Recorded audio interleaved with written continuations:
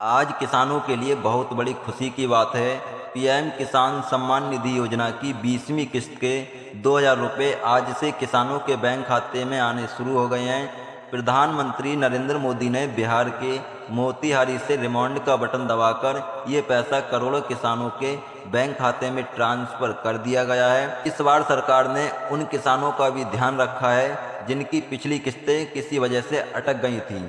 जिन किसानों को 18वीं या 19वीं किस्त नहीं मिली थी, उन्हें भी आज उनकी पिछली सारी किस्तें दे दी गई हैं। बहुत सारे किसानों के खाते में आज 4,000 रुपये एक साथ आ गए हैं, क्योंकि उन्हें 19वीं और 20वीं दोनों किस्तें एक साथ भेजी गई हैं। और जिन किसानों को अब तक पीएम किसान योजना की एक भी किस्त नहीं मिली थी, उन्होंने हाल ही में जब केवाईसी करवा लिया तो उनकी भी सभी रुकी हुई किस्तें आज एक साथ भेज दी गई हैं।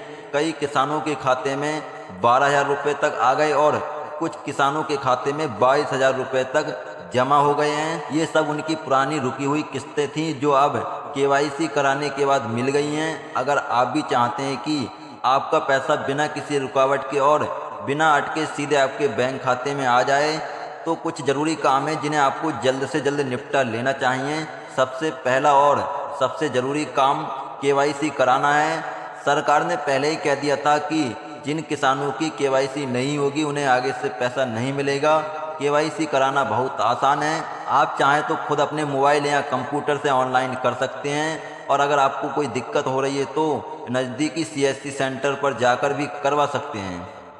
इसके अलावा ये भी देख लेना चाहिए कि जिस बैंक खाते में पैसा आना है उसमें आपका आधार कार्ड लिंक है या नहीं।